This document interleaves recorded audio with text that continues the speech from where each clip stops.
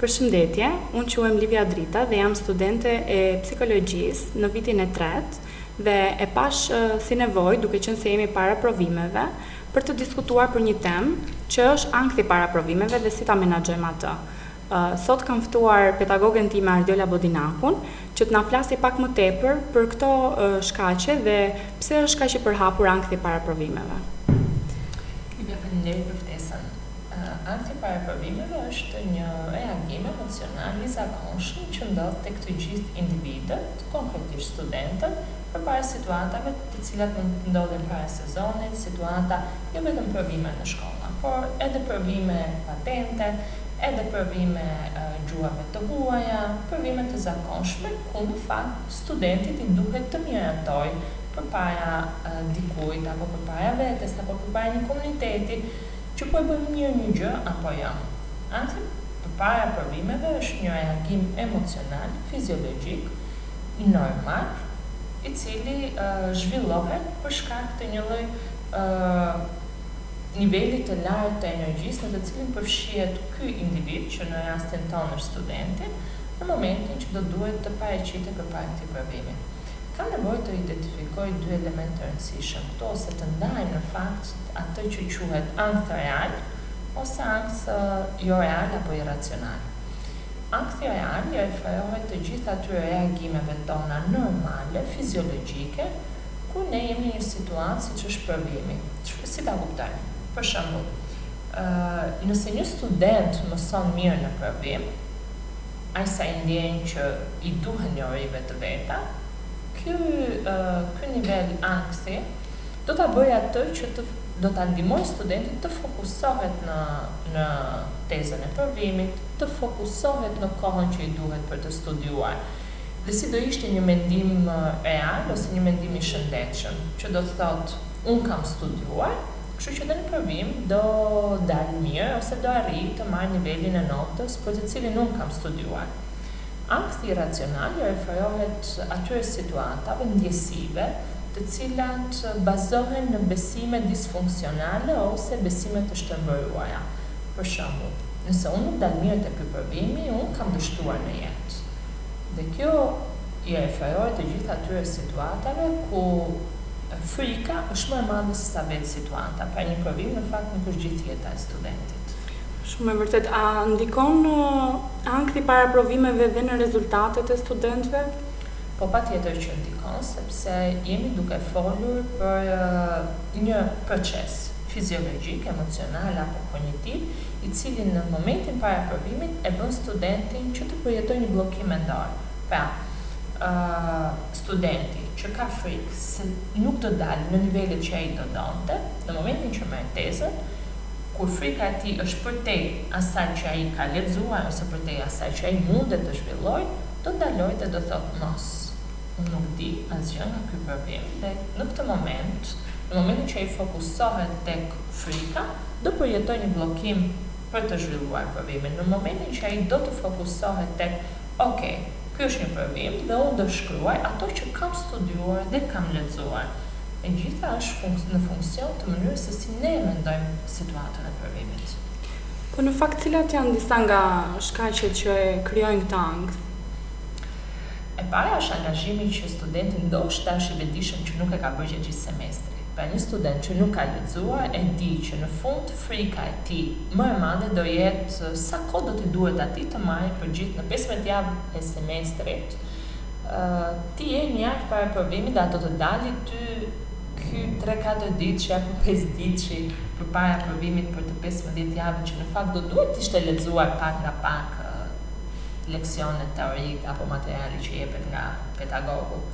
Kështu që në momentin që jemi sistematik në të lexuarit e vazhdueshëm, të përhershëm, të diskutuarit në klasë, të marrim pjesë në seminare, të diskutuarit me shokët para apo pas orëve të mësimit, bën që njohuria të përthithet në mënyrë të vazhdueshme gjatë kohës dhe kjo do ta ndihmojë studentin që në fund thjesht të sistemojë njohurinë që ka marrë. Dhe kjo do ta ndihmonte shumë studentin në momentin që do ishte sistematik dhe do kishte një menaxhim të mirë të kohës.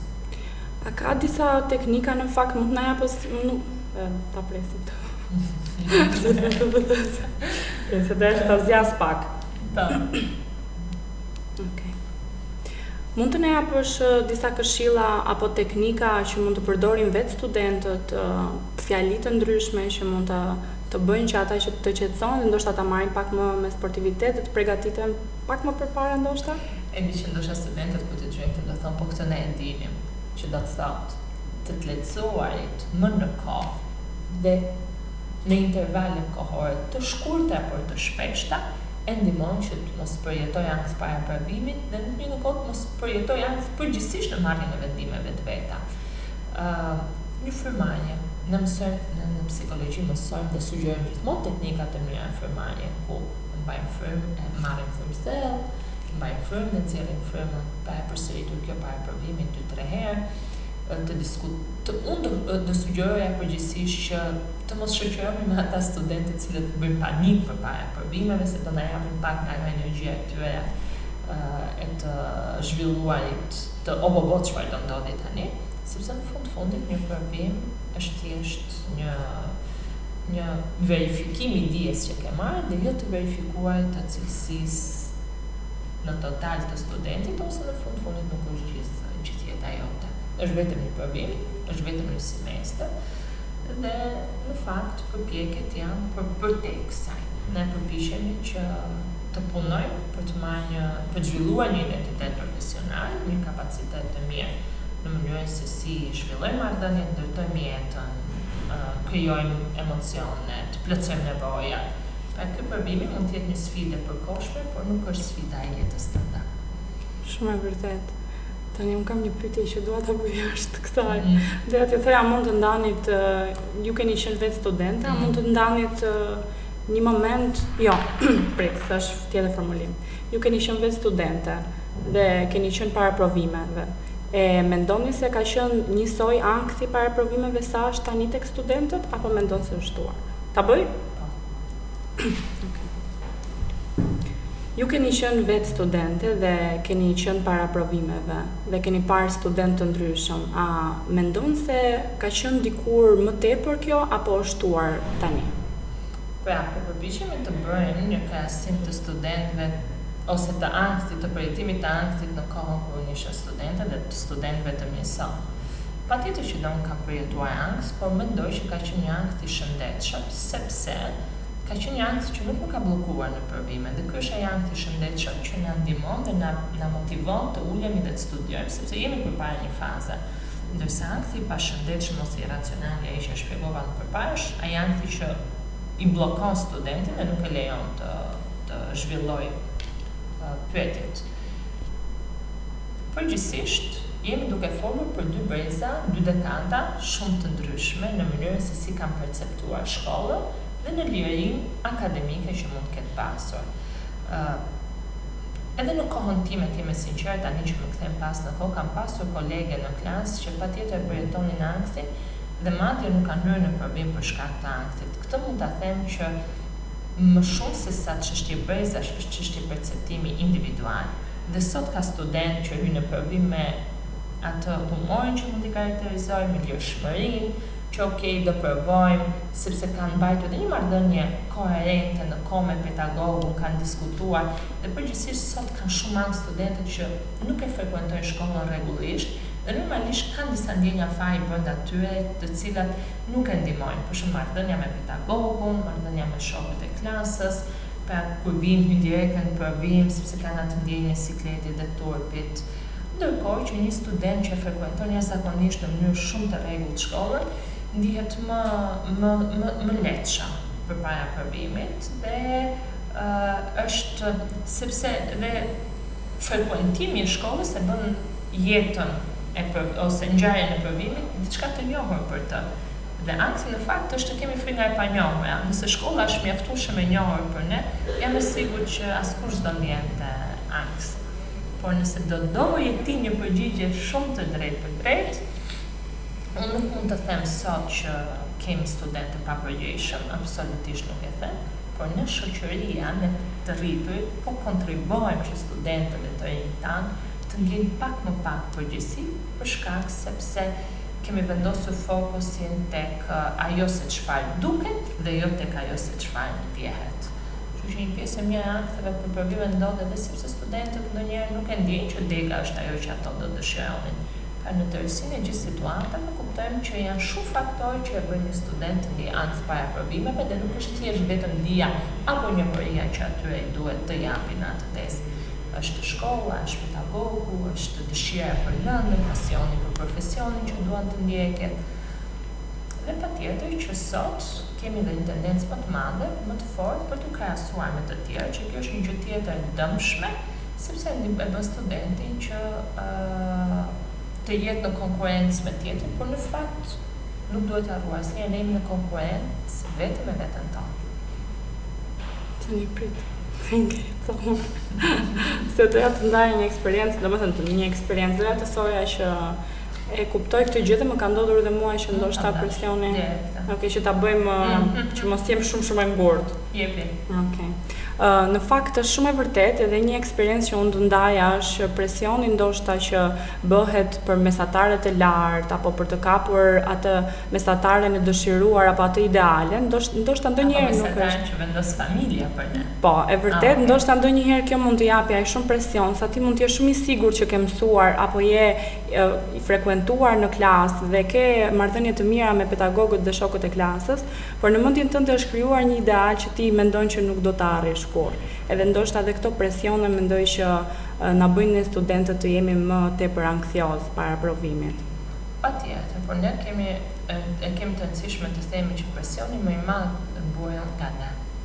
Ndoshta sepse ne kemi të tjera pritshmëri ndaj vetes tonë, pra studenti ka të tjera pritshmëri ndaj vetes, vendos të tjera pritshmëri për shkak të profesionit që do të zgjedhë dhe shkollës që po ndjek pasioneve që ka. Prandaj një këshillim apo një proces i mirë terapeutik do ta ndihmonte studentin të zhvillonte të gjitha kapacitetet, mundësitë, njohurinë që ka për ta vënë në zbatim të profesionit të vet në të nesërmen. Por ankthi, për të kthyer asaj që për cilën edhe jemi duke folur, ankthi referohet të gjitha pasigurive dhe frikave që vendosin të ndërtojmë ne brenda mendjes tonë në lidhje me situata të cilat ndoshta nuk i kemi kushtuar vëmendjen e duhur në kohën e duhur. Ndoshta disa teknika që studentët mund t'i bëjnë përveç faktit që duhet të fillojnë pak më herët të studiojnë për provimet që kanë, ndoshta disa teknika, mënyra se si mund ta mbajnë veten pozitiv. Nëse jemi duke folur para provimit, teknikat më të mira, sepse nuk kemi më kohë të studiojmë nëse jemi para provimit. Teknika më e mirë është të bësh ushtrime frymëmarrje dhe pastaj të fokusohesh fokusimin tek teza, sepse në ato momente ti nuk ke më kohë për të zhbërë atë që tashmë u bë. Fokusi në provimin që ke për të dhënë më të mirë në lidhje me pyetjet që do të jepen. Të bisedoj me shoqët e klasës, të bisedoj me profesorin të cilin është në klasë që ta ndihmojë duke e motivuar që provimi është brenda hapësirave të pyetjeve apo temave që është diskutuar. Në këtë anktin që e kap në momentin që është para provimit, në momentin që po bën provimin, përveç se këtyre elementeve nuk është se mund të realizojmë dhe kemi hapësirë të realizojmë më shumë.